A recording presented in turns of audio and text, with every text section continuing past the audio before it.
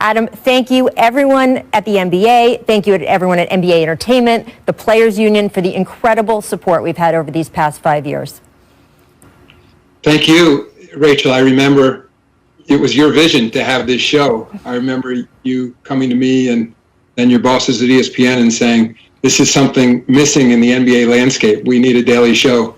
There's so much going on. And just looking back on that highlight reel, so many happy moments, some really sad moments as well. But, thank you and your group, your producers, for the intensity of the coverage you provide. It's fantastic. As you said, it's for the fans at the end of the day. So everyone appreciates it. Yeah, well, it's a huge group effort here, and especially our Jump family out there participate and are a big part of it. I do want to get your thoughts, Adam, on a couple things since you're here. You guys officially announced the All-Star Game today. We've heard players voice concerns over the past couple weeks. So what made you guys decide to still go ahead with the game?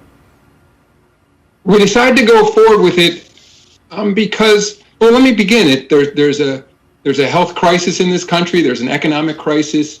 And we made a decision beginning last summer that we were going to take the pandemic on in a full-throated way. And we were going to attempt to conduct our business to the extent it was safe and healthy for our players and our staff to the full extent we could. All-Star has been a tradition in this league now going back 70 years. We only missed 1 year over those 70 years. And for us, it's our number one fan engagement event of the year. Of course, we don't have a neutral site championship.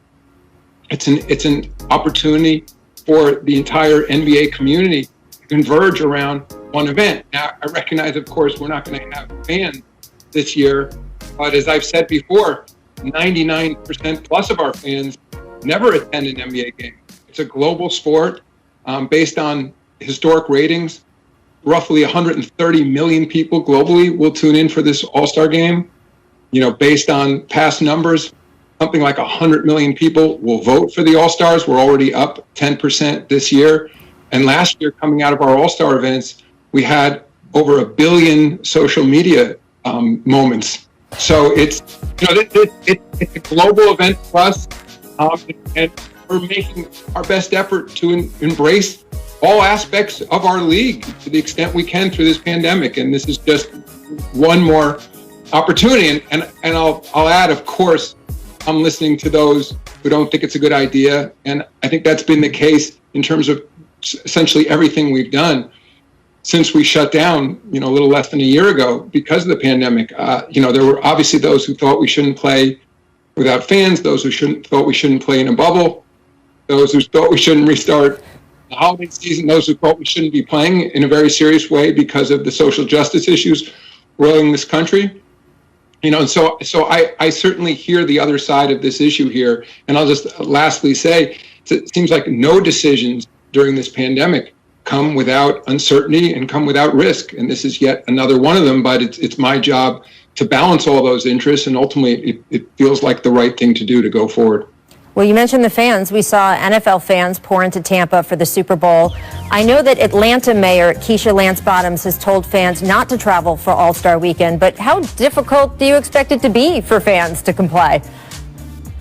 I don't think it'll be that difficult because, and it's amazing what the NFL pulled off, finishing their season and, of course, crowning a champion and in Tampa with the Super Bowl. But they had fans. Our event will not be open to the public. We'll have a small number of fans representing HBCUs, which was part of our announcement, Historically Black Colleges and Universities. It was actually Chris Paul's idea to sort of center on those schools and focus attention and resources on that school, plus COVID equity issues in the country. But so there'll be roughly 1,000 people representing those institutions, but there will not be tickets open to the public. And I actually agree with the mayor of Atlanta. We don't want people to gather for events around this All-Star. There will be absolutely no social functions in Atlanta, no ticketed events, no parties. It is a made-for-television event at this point, and it's largely in Atlanta because that's where Turner Sports is located, who host this event. And of course, we have the Hawks and a state-of-the-art arena in State Farm, but that's why we're there. And so we agree with the mayor.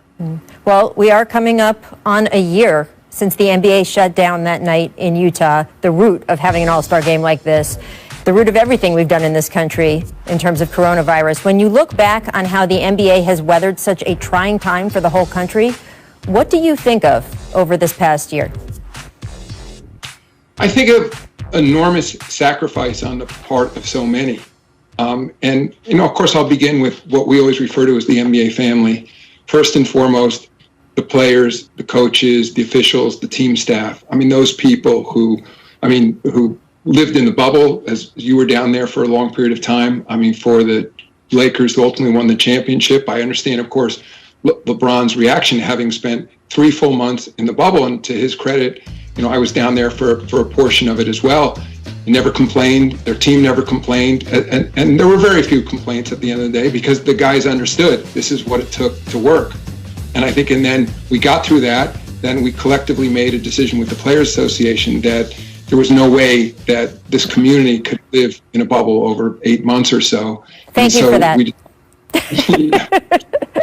Then we decided that we would play in home arenas to the extent we could. Dealing with local health officials, we now have 10 arenas or so that allow limited numbers of fans. But there was also a recognition that even if we could play in home arenas, that we were going to have to create a protocol that's referred to essentially as work quarantine, meaning you go to work and you go home, you go to work and you go home. And that's very tough on everybody involved. And so, again, there's been constant sacrifices throughout, but at the same time, we, the league office, working with the Players Association and directly with the players, are always trying to balance these health and safety issues against economic issues and call them lifestyle issues. And part of the lifestyle issue is the isolation that comes, of course, from the worst case scenario is being in a bubble, but even there's a fair amount of isolation for this so-called work quarantine protocol. A lot of our young players don't have families. They're living alone. Some players who are playing in cities where their families don't live made decisions not to relocate their families because it just was best for everyone for whatever reason. So there's a fair amount of isolation. And it's not lost on me. I mean, if you look at the national statistics among young people, in terms of how people have been impacted by the pandemic, it seems like the mental health issues are worse among the young cohort, 18 to 24-year-olds or so. And young people in their 20s, which of course comprise a large portion of our league. So there's all these issues that we're trying to factor. And so, at the end of the day, I'd say I'm also enormously proud of this community. And from the governors of the teams on down, it's been enormous, group effort. At the same time, teams are competing to win, and that's one of the things also that I feel really good about, because as you'll recall, another one of the criticisms of continuing the season last year, restarting it, was that it was going to be a so-called asterisk season. Right.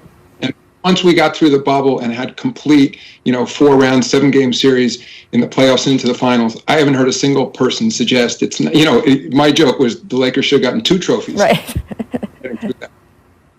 Absolutely. Well, this league has remained a joy to cover, Adam. All these years, our crew is very grateful. All of our fans out there are very grateful. And thank you for joining us today. We appreciate it. Yeah, and thank you again to you and all your folks on 5 years. Quite incredible. We really appreciate it. Thank you, Adam, so much. Everyone stick with us, because up next we are talking about the NBA's hottest team, the Utah Jazz. They've won 20 of their last 21 games. Is this just an amazing hot streak or the beginning of a title run? Richard Jefferson and Brian Windhorst are going to join me next to discuss. We're also going to discuss the amazing Steph Curry performance last night, leading the Warriors to an improbable comeback win. Is Steph's play changing expectations for the Warriors this season? Stick around for that, too. First, though, it's time to run for all of those shout-outs over 5 years. Make and ones, Nuggets whiz, Campazzo open, and in comes Harrison Matthews with the tackle. Richard, what is he thinking? What kind of contest was that? And I can understand if somebody had done a little bit of something. Yeah, that's not a closeout. That's a clothesline. Thank you. Closed out his career. God, Rachel, it only took us 5 years to get in sync. That's one of the worst fouls I've ever seen. By the way, if it's official, I watched it like 6 times over. I couldn't believe what I was watching. Yeah, if I now think like Richard Jefferson, my whole life is really going in the wrong direction. Missed traction. Thunder Grizz. Watch Ja Morant cross up Lou Dort twice. Oh. No Lou Dort slander. Oh, what are you No talking Lou Dort about? slander here. Yeah, he went to Arizona State. Who gives a damn about him? Look, man, we came up with the name, the Dortcher Chamber.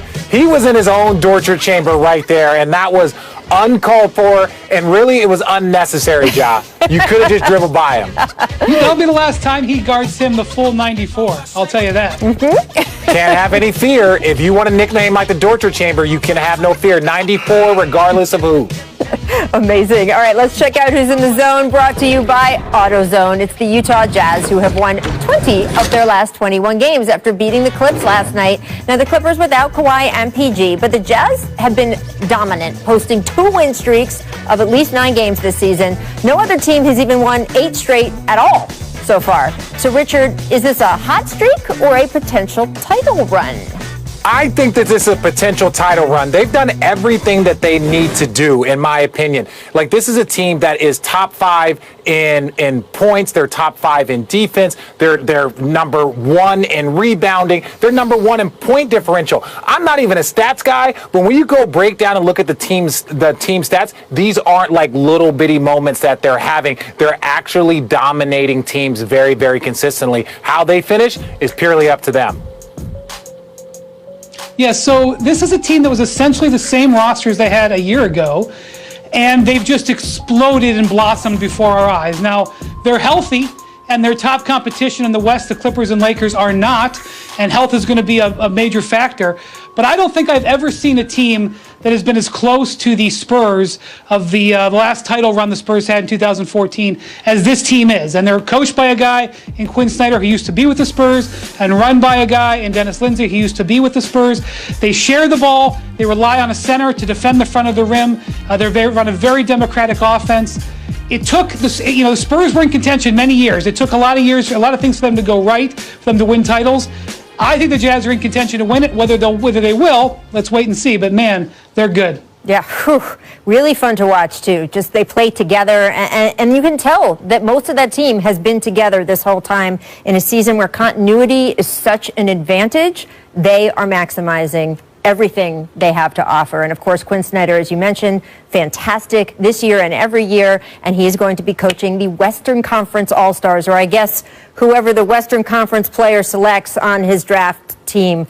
We'll get to all of that later. All right, let's get to Steph Curry, though, who's still really good. Newsflash, really good, even when he is not at his best on a night where he missed a career-high 15 threes. Curry led the Warriors still to a 15-point fourth-quarter comeback to force overtime, then made a number of key plays down the stretch to seal the win. The Warriors currently 7th in the West. So, Brian, we knew once Klay got hurt again, this was going to be a difficult year for the Warriors, and there was a real range, right, in expectations for them or what people thought that they could accomplish. Is the way Curry has come back and played changed your expectations for the Dubs for this season?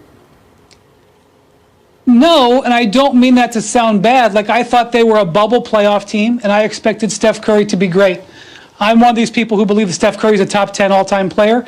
And like last night, as good as he was, that wasn't even a top 10 performance that he's had this season. It was, he was good at the end, but it was kind of just average for him. And that's how much I believe in Steph Curry. That's how much I believe in the Warrior way. And Draymond Green is putting on a clinic on how to win basketball games without scoring this year. It's a joy to watch him play. I still think they're a bubble playoff team. I still think they're going to remain there. I could even argue that it might behoove them, especially considering they have the Minnesota Timberwolves draft pick this year, if it's outside the top 3, that it might be best for them to miss the playoffs and get 2 lottery picks in this draft. But hats off to Steph Curry. He's been great for a long time. He's an MVP candidate. He's not surprising me at all. That face, Richard, is fantastic, yes? Well, no, I understand. There was a lot of things that we have to unpack that Wendy just said. One, top 10 player. I respect that. I cannot wait to see your top 10 list. And I say this, but knowing that Steph still has more to add to his resume. Next part that I want to talk about is 3 titles and 2 MVPs, Rach. That's a short list. It's a very short list, and he's going to add to that list before he's done, but I'm just curious to hear your top 10. That being said, the Warriors are right where they are, right where they should be. Steph is having an MVP numbers, stats type season, and they're the 7th team in the conference. So, that being said, what are they? The best that I think that they could do is possibly a second round. I'm not going to ever say a guy that's having an MVP season that's one of the top 10 players of all time should, or maybe their team should think about losing to get a second lottery pick. That's not what top 10 players do. That's not what Steph does. So I think that the Warriors are a very good team. I think a second round, if they're healthy, if they're playing well, but eventually they're going to run into some troubles with a lack of firepower when you start playing against those top teams. Well, Steph Curry has said it is fun going to the arena every day and just having that challenge of not knowing how a game is going to turn out. There were certainly years where they had pretty serious expectations that they were going to walk into the arena, or as Draymond Green once put it, when we arrived on the bus, we pretty much knew we were going to win. And he said that he's actually enjoyed the process this year of working his way through games with this team, but of course, he will also enjoy the process next year when Klay Thompson is back and they are once again expected to be championship contenders. All right, guys, stick with us because coming up a little later in the show, we're going to run back the top 10 plays during the Jump era, celebrating our 5-year anniversary. You don't want to miss that. And coming up next, we have another guest stopping by who was on our very first show, the one and only Chris Paul. Stick around to hear what his expectations for the Suns are this season, his brand new book, docuseries. He's got it all. Keep it locked. Come on. Thanks for the assist, man. Yeah. I am thrilled to welcome back 10-time All-Star Chris Paul to The Jump. Chris, you are our very first guest on this date in 2016 when The Jump debuted. It is so great to have you join us again 5 years later. Thank you, sir. Man, no problem, Rach. It's amazing. Don't seem like it's been that long. I know, right? We're all getting older. Just don't tell everyone. Chris, it certainly does not look like you are getting older. You are averaging more than 17 points, 8 assists, nearly 5 rebounds in year 16. I just want to know how you were even better than you were 5 years ago when we started this show. What about your game do you think you've gotten better at as you have aged? I don't know. Maybe attention to detail. Just trying to make sure I take care of my body. I think that's the biggest thing. You always want to give yourself an opportunity to be out there on the court to play, and just learning new teammates. The game changes or whatnot, but when you play for a while, the game slows down for you. Absolutely, although I think the game always looked like that to you if you ask me after watching your entire career, but I'll take that. I'll take that as an answer. The Suns, of course, haven't made the playoffs since 2010. You've got them competing not just for a postseason berth, but home court advantage in your first year with the franchise. What are your expectations for the team this season? We just got to keep getting better. We have somewhat of a young team, but we have veteran leadership. We got Jay Crowder, who played in the finals last year, who was a great leader on our team. Book, who was unbelievable. And I think we just keep trying to build. We'll have some wins here. We're going to have some losses there. And we just got to keep building so that when we get to the playoffs, at the end of the day, we ready to have each other's backs. Devin Booker tweeted back in December, CP put me on the line with Hove today, needed that. For those who don't know, Hove is, of course, Jay-Z. Chris, I don't know what that moment was like in terms of seeing Devin's face, but what has it been like mentoring Booker and DeAndre Ayton through this season? Man, it's been fun in all the situations. This season is unlike any other season, right? So you don't really get that time off the court and going to dinner with guys. So you just find ways to get to know each other. It's a lot of games and a little bit of time. DA is a big guy who's very impressionable and still trying to figure out his way throughout the league. Book is just ready. He hungry. He didn't have in this league and whatnot. And I think for him, he just wants the stage. And it's cool to be around him and to see that hunger that he has. And Monty Williams, too. This is a reuniting for you. What shorthand do you guys have after knowing each other for so long? And what can you say about the job he's done with this team?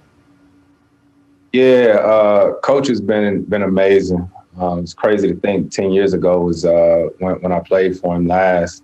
there's definitely a comfort there. We sort of know how to communicate with each other. We learned things from the last time that teamed up together, and it's a lot of new faces with our team. It's a new organization for me, and it's a fun process. You're always learning. I want to ask you about what's on your sweatshirt right now, because The Undefeated and ESPN Plus partnering to produce Why Not Us, North Carolina Central University men's basketball. This is an all-access docuseries executive produced by the one and only Chris Paul and our very own Stephen A. Smith as well. It's the first project to debut under The Undefeated on ESPN Plus. So, Chris, what motivated you to become involved with this project? And what motivated me? Everyone in my family attended HBCUs except for me.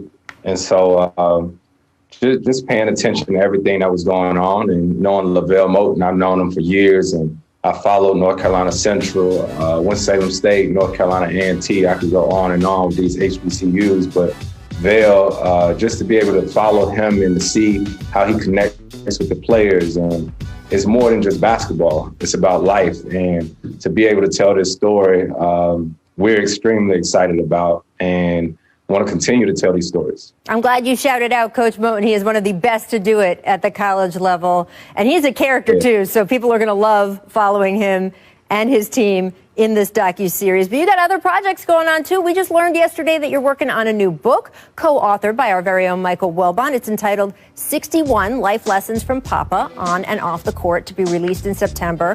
What can you tell us about that, especially about the title, since I know it's in honor of your late grandfather? Yeah, it's been something very fun to work on, especially really closely with Mike Wilbon and my brother. I've got a chance to learn a lot about myself in doing this. It's about my late grandfather, who was murdered when I was in high school. I was 17 years old then, I'm 35 now. So I got a chance to see how that has affected me up to this point in life. And, it's cool to be able to share like a snapshot of my journey and what my life has been like, and the things that my late grandfather instilled in me at an early age. I love being around your family. Your brother, who you mentioned, CJ, has been an incredible partner with you throughout your career.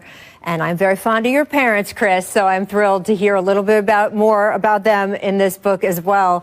5 years, it has been 5 years since you walked on to it. We had a whole different set at that point. What do you remember from that day 5 years ago?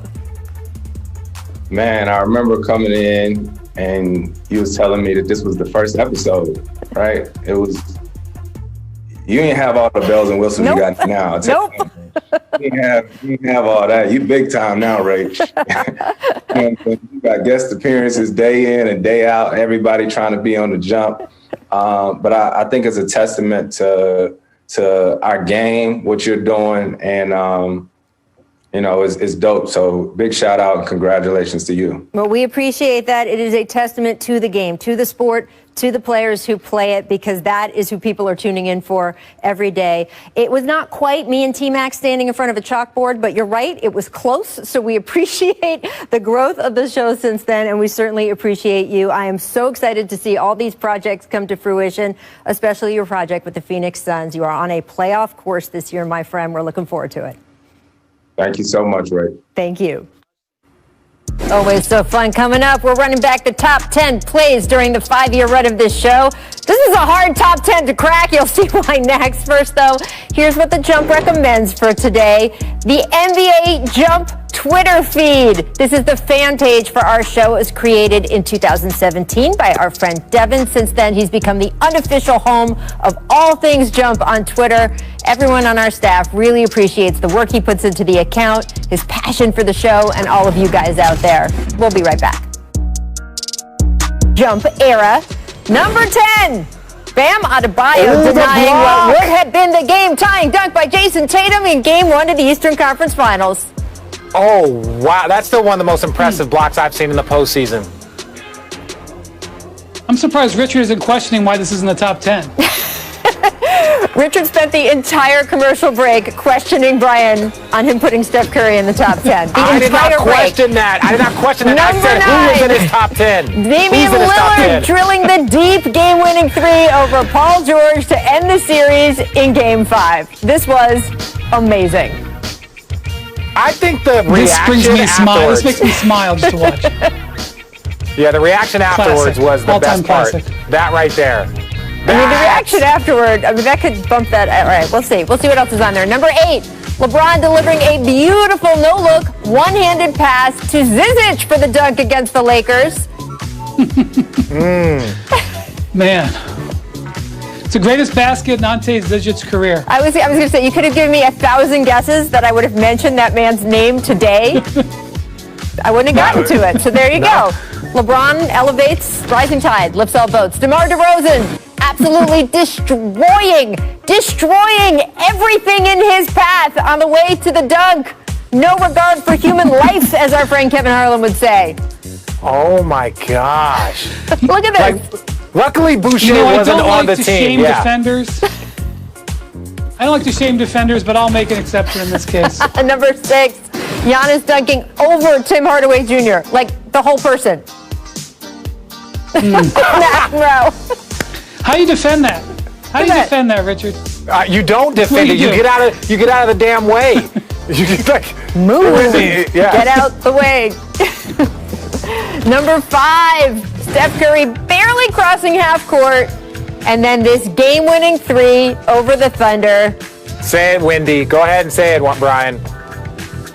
I'm just going to say it's an iconic double bang from Mike Breen. Exactly. I feel Iconic like this double was bang. what sort of crystallized and solidified Steph's year and season that year. It was incredible.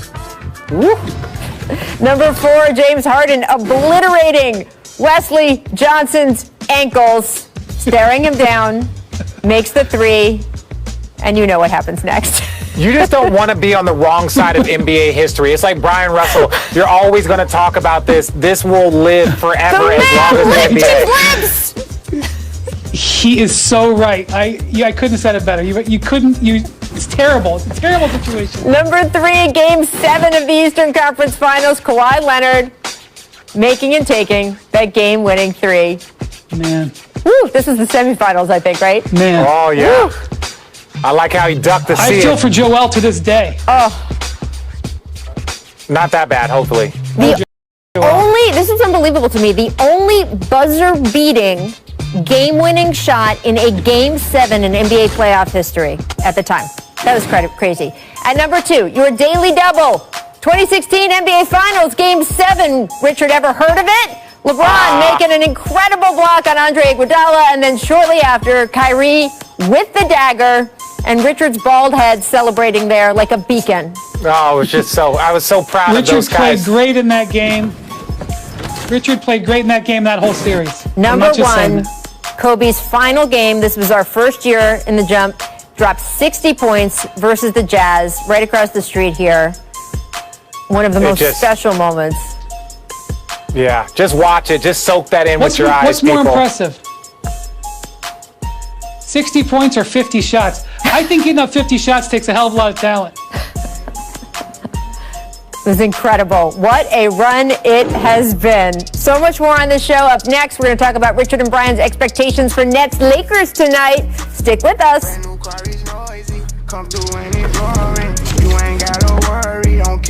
A huge game on TNT tonight. Nets are in LA taking on the defending champion Lake Show. KD and AD have both been ruled out. If you have a D at the end of your name, you cannot play. Kyrie probable, both Harden and LeBron expected to be in action. Brian, you wrote a great piece on the app today about how the MVP narrative favors LeBron for the first time in 8 years. So do you expect him to make an MVP statement tonight against Brooklyn? Yeah, not just tonight, but while AD is out between now and the All-Star break, if LeBron can continue to play well, there's no reason why he won't. He's having a spectacular season, and he can keep the Lakers near the top of the standings. They've got the second best record in the league right now. It will help his case for MVP. And I know that you shouldn't think that LeBron would have to build a case at this point, but we often see the MVP narrative get shaped around midseason. LeBron has a great chance to shape the narrative by playing great tonight and playing great over this next 3 weeks. I'll agree with playing over the next 3 weeks. I don't know about tonight, because even if Bron goes and has 40 points and plays a great game, you know what the narrative is going to be, because that's what we're talking about. Oh, well, they didn't have Kevin Durant, right? So it's like, it doesn't matter. Yes, that team on the Brooklyn side is still loaded. Yes, the Lakers still have plenty of talent, but people want to see the best versus the best. And when you looked at Bron really kind of start to gain ground on the MVP last year, is because they beat the Bucks with Giannis. They beat the Clippers with Paul George and Kawhi. So to beat a Nets team, which could be a future potential finals matchup without Kevin Durant, it's going to help. I think the biggest thing, like Wendy said, is over the next couple of weeks with no AD, can the old man keep up the performance of what he's been doing? From one old man to another. I want to thank you guys both for being here today.